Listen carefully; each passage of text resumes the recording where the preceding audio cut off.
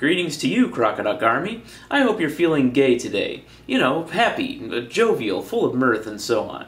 I think we all have good reason to be, actually, as the world crumbles around the forces of opponents to same-sex marriage, and we all laugh about how quickly public opinion has turned toxic against them. I figured you could use a little extra intellectual weaponry to put them out of their misery when you have arguments with them on Facebook or YouTube or wherever they happen to be hunkered down for their inevitable fade into obscurity. It's really for the best, and don't feel badly about putting the final nail in the coffin. Leaving these arguments out to die slowly is just cruel. So let's see what ammo we have at our disposal, shall we?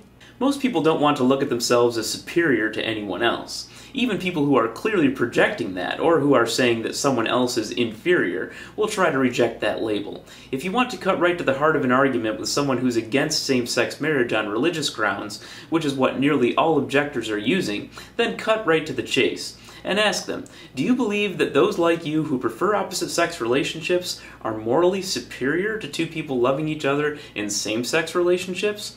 You have to ask it in that way, because if you don't indicate a relationship, a lot of theists will try to weasel their way out of having to answer the question by saying that attraction is not sinful, but acting on it is.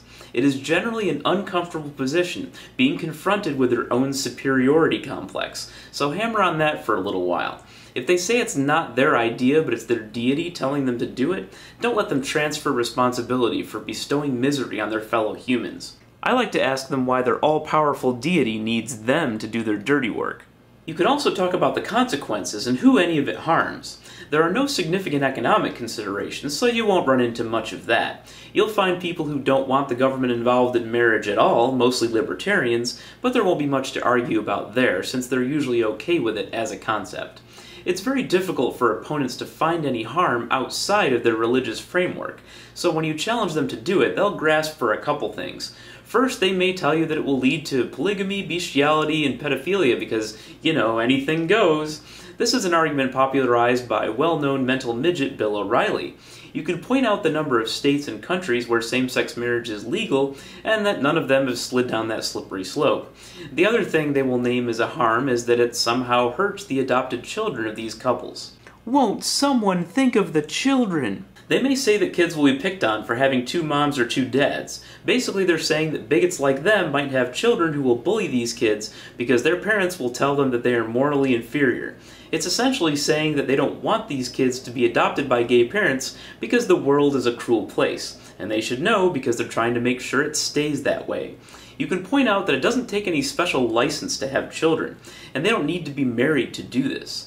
The outcomes for children are statistically heavily weighted toward the resources and involvement of the parents. The more common same-sex adoption is, the less stigmatized it is. And of course, you can guess who gets upset when school libraries get books that try to destigmatize same-sex relationships. They want to keep that stigma in place. I tell them as long as they try to keep their stigmas in place, then those who support full marriage equality will continue to cultivate a stigma against them. They can either change their minds or give up. Either way, I'm fine with it.